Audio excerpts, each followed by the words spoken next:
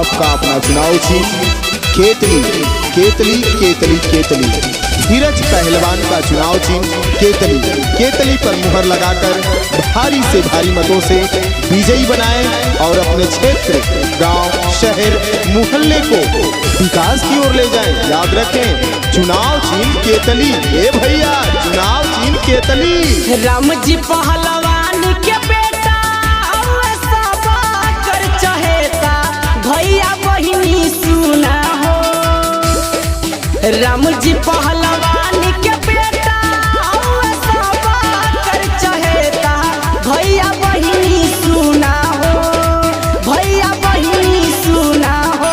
तो धीरज पहलवान के जिला पंचायत चुना हो। धीरज पहलवान के जिला पंचायत चुना हो। धीरज पहलवान का चुनाव चिन्ह केतली। जी हाँ, केतली। केतली पे मोहर लगाइए और भारी मतों से विजयी बनाइए। जी हाँ, आपने सही सुना, केतली पर मुहर लगाइए और धीरज पहलवान को भारी से भारी मतों से विजयी बनाइए। देवकली प्रथम से लड़ता रे चुनाव हो, जाने सब लोग बाधुआ जुन जे कर गाँव हो, जुन जे कर गाँव। ए चाचा, देवकली प्रथम से लड़ता रे चुनाव हो, जाने सब लोग बाधुआ जुन जे कर गाँव हो। भैया करी है जवन वादा पूरा करी है दादी दादा, होई विकास दूना हो, होई विकास दूना हो। धीरज पहलवान के जिला पंचायत चुना हो। धीरज पहलवान के जिला पंचायत चुना हो। ए भैया, ए दादा, ए चाची, ए भैया लोग केतली पे मुहर लगाई और धीरज पहलवान के भारी से भारी मतों से विजयी बनाई। जी हाँ, ये चाची, ये चाचा, ए भैया, ए बहिनी, धीरज पहलवान के भारी से भारी मतों से विजयी बनाए।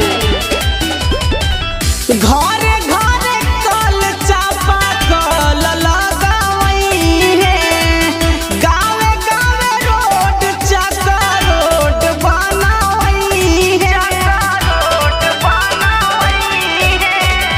घरे घरे कल चापा कल लगावई है, गावे गावे रोड चक्का रोड बनावई है।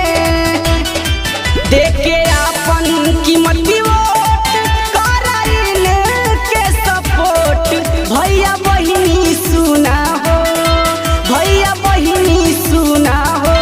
धीरज पहलवान के जिला पंचायत चुना हो। धीरज पहलवान के जिला पंचायत चुना हो। धीरज भैया जिंदाबाद, जिंदाबाद, जिंदाबाद। हमारा नेता कैसा हो, धीरज भैया जैसा हो।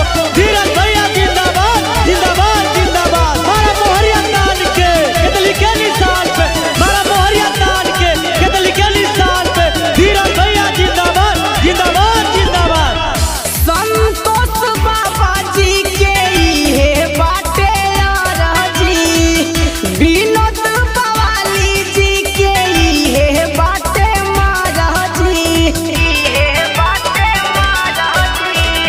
संतोष बाबा जी के इहे बाटे राजी, पतरू राय हर्ष जी के इहे बाटे महाराजी। केहू रही नहीं दुखिया, होई जाई सब सुखिया। भैया बहिनी सुना हो, भैया बहिनी सुना हो। धीरज पहलवान के जिला पंचायत चुना हो। धीरज पहलवान के जिला पंचायत चुना हो।